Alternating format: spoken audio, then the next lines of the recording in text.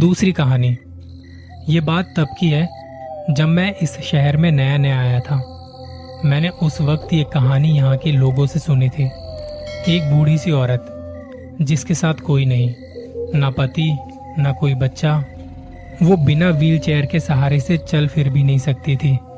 उसके पति की रहस्यमय मौत के बाद वो किसी ऐसे को ढूंढ रही थी जो उसकी देखभाल कर सके, जो उसके रोजमर्रा के काम में मदद कर सके। और इन सब में खास बात ये थी कि घर की थी 2 मंजिल और दोनों मंजिल अंदर से बस एक पुरानी सीढ़ी से जुड़ी हुई थी। जब इस बूढ़ी औरत को ऊपर से नीचे या नीचे से ऊपर जाने की जरूरत होती थी तो देखभाल करने वाले को इस कमजोर बूढ़ी औरत को एक बच्चे की तरह गोद में उठाकर सीढ़ियों से ऊपर नीचे ले जाना होता था।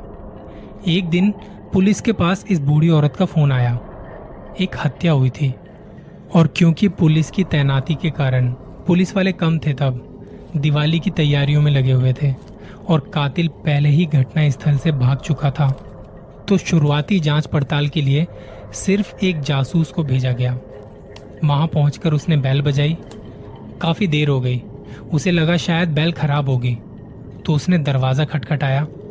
अंदर से कोई जवाब ना आने पर जासूस ने थोड़ा धक्का लगाया और दरवाजा खुला तो उसने देखा कि देखभाल करने वाले का गला बुरी तरह से चीरा हुआ है और उसका शरीर जैसे खून से सना हुआ पहली मंजिल पर पड़ा हुआ है।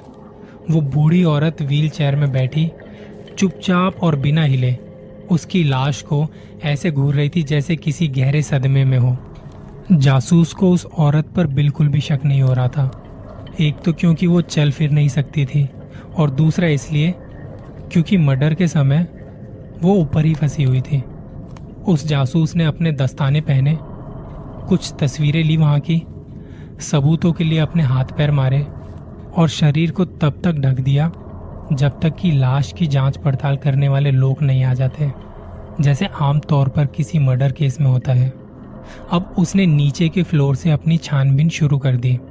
फिर बूढ़ी औरत से पूछा कि क्या वो ऊपर भी जाकर देख सकता है।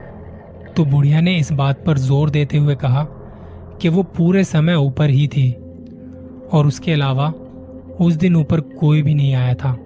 लेकिन इसके बावजूद भी जासूस सीढ़ियों से ऊपर की ओर जाने लगा और बुढ़िया उसे आते देख चुपचाप एक तरफ हट गई।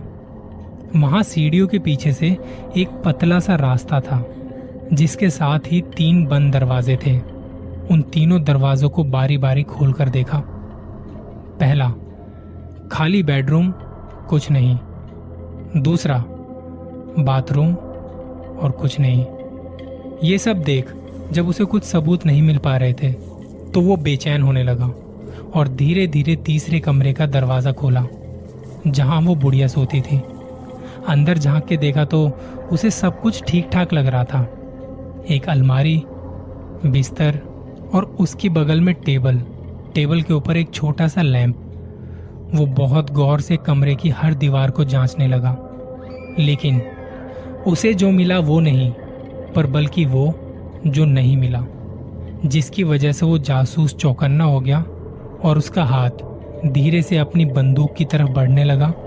ये इतनी छोटी सी चीज थी कि पिछली बार पति की हत्या के जांच के समय उन्होंने इस पूरी बात को नजरअंदाज कर दिया था।